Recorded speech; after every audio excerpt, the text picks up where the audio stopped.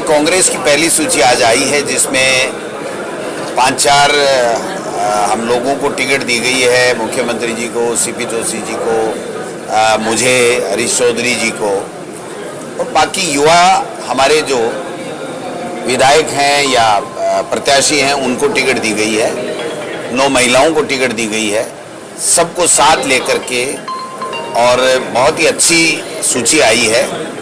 लोगों ने 5 साल में लोगों के बीच में काम किया, जिन लोगों ने उनको पहली सूची में डाला गया है। अभी और सूचियां आनी बाकी हैं।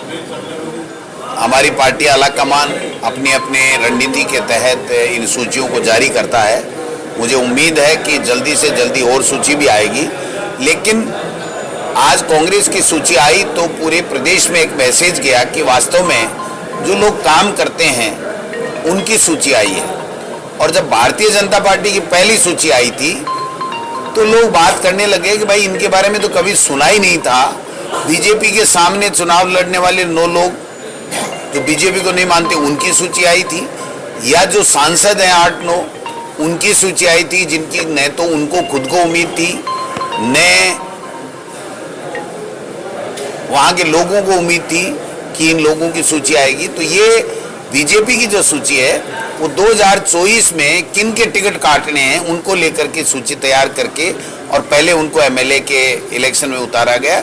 और हमने जिन लोगों ने काम किया है, जो लोग जनता के बीच में रहे हैं, सरकार की स्कीम को आगे बढ़ाया है, लोगों के दुख दर्द में शामिल हुए हैं, ऐसे लोगों की सूची जारी की है। और मैं उम्मीद करता हूं कि बहुत से योग्य लोग हैं जो तकनीकी कारणों से आला कमान ने उनको सेकंड लिस्ट में डाला होगा, लेकिन वो भी बहुत योग्य हैं। जल्दी ही वो दूसरी सूची भी आपको देखने को मिलेगी। सांसदों को भी उतारा जाएगा किसी भी?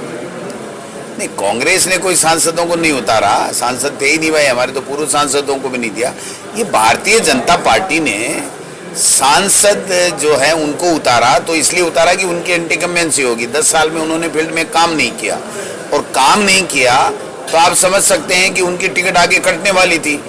तो उनको 3 बार जो बीजेपी हार गई थी उन सीटों पे उम्मीदवार बना दिया कि या तो आप फिर हार जाओ और जीत जाते हो तो ठीक है, नहीं तो फिर हार जाते हो तो कहेंगे आपको किस बात का एमपी, आप तो जाइए अपने घर, आप तो एमएलए नहीं जीते, आप एमपी कैसे लड़ो।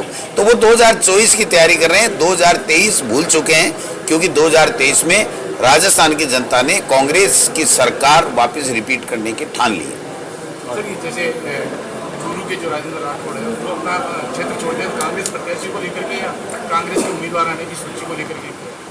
मैं तो पहले ही कह रहा था कि राठौड़ साहब चूरू से नहीं लड़ सकते, क्योंकि उन्होंने चूरू में अपना जो विश्वास था वो खो लिया, लोगों के काम नहीं किए, और लोगों ने मन बना रखा था कि राठौड़ साहब आएंगे तो अब की बार वो सफल नहीं हो पाएंगे।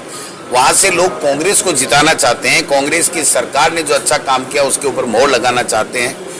तो उनको लग गया कि एक चांस ले लेते हैं दायां बायां शिफ्ट होकर के। लेकिन वहां जहां गए हैं वहां भी वहां के लोगों ने पहले देखा है कि एक बार वो आए थे, उम्मीद जगी थी, काम किया नहीं, और फिर दोबारा वापस शिफ्ट हो गए।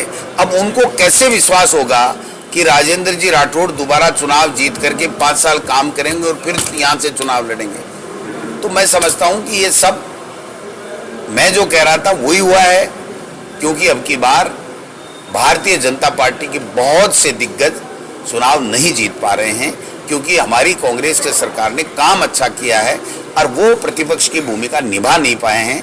इसलिए कई शिफ्ट होंगे, कई कटेंगे, कई कुछ होगा, कई कुछ होगा, लेकिन अंततः कांग्रेस ही चुनाव जीतेगी, क्योंकि कांग्रेस की सरकार ने अच्छा काम किया। और राहुल गांधी जी ने जो 4000 किलोमीटर यात्रा की है उसके बाद में देश में, पूरे देश में कांग्रेसमय वातावरण बना है। हाँ, भारी बहुमत से।